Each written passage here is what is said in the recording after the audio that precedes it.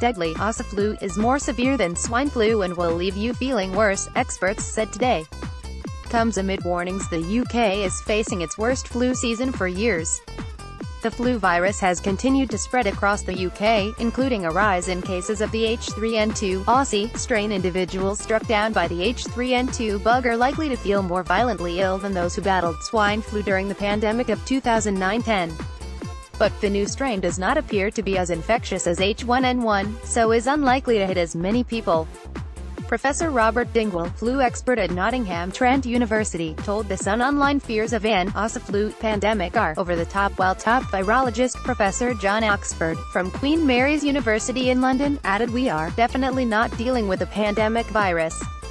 Professor Dingwall said, the 2009 swine flu pandemic did infect a lot of people, but it wasn't very virulent.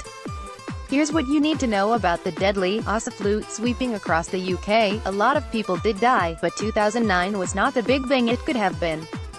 With Aussie flu, what seems to be happening is that if you get it, it is worse on an individual level. People will likely feel worse than they did in 2009 with swine flu. But not as many people are getting it. Professor Robert Dingwall, a flu expert, warned, Aussie flu is more severe if you catch it than swine flu. Fellow flu expert, Professor Oxford, also told The Sun online, "We are dealing with an epidemic virus, and definitely not a pandemic one."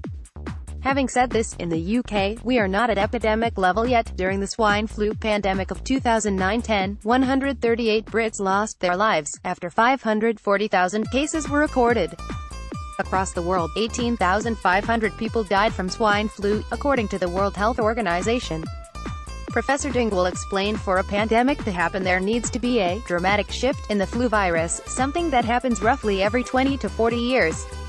But Professor Dingwall said cases of Aussie flu aren't likely to reach pandemic levels like swine flu did in 2009. A strain of flu in Australia has killed more than 300 people in one of its worst flu seasons in recent memory. The last pandemic hit in 2009-10 when swine flu emerged in Mexico, while the deadly Hong Kong flu pandemic of 1918 claimed 1 million lives. This is not what's happened with Aussie flu, Professor Dingwall told The Sun online. What we are seeing here is a drift, a minor change in the H3N2 virus to Aussie flu, that is a more virulent strain. But because other variations of H3N2 have already been circulating for some years, quite a lot of people will already have some resistance. Because of that, it doesn't really have the potential to become a pandemic in terms of the scale of infection. With Aussie flu, what seems to be happening is that if you get it, it is worse on an individual level. But not as many people are getting it. Professor Robert Dingwall, a pandemic is when we see a shift, a really radical change that means the population has no real resistance to it. It seems that's what happened in 1918 with Spanish flu and 1956 with Asian flu. Some 4.5 million people are thought to have been struck down by flu over the past week, according to the online tool Flu survey. 1 in 4 hospital cases of flu are thought to be patients battling the Aussie strain, with 17 people admitted to intensive care with the strain in the week before Christmas. Health officials said it's not too late to have the flu jab, which protects against a cousin virus of Aussie flu. Professor Dingwall added, Aussie flu is a nasty one to get. It's worse than your average flu, and it looks likely that this year will be at the bad end for a flu season. Flu fighter: how to beat Aussie flu, 6 things you must do now to protect yourself against the killer strain. Earlier this week, Professor Oxford said kids going back to school and the flu epidemic in France means now is the danger period. He told The Sun, with the situation in France and children going back to school, it could well be a double whammy and fuel further cases.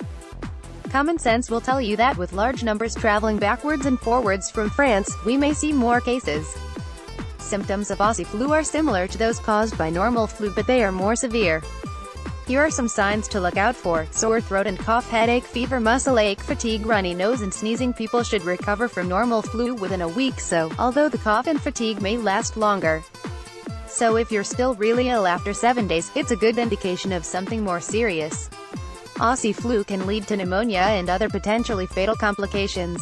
Those most at risk are the over 65s, pregnant women, young kids and those with chronic conditions, like diabetes, lung and heart disease.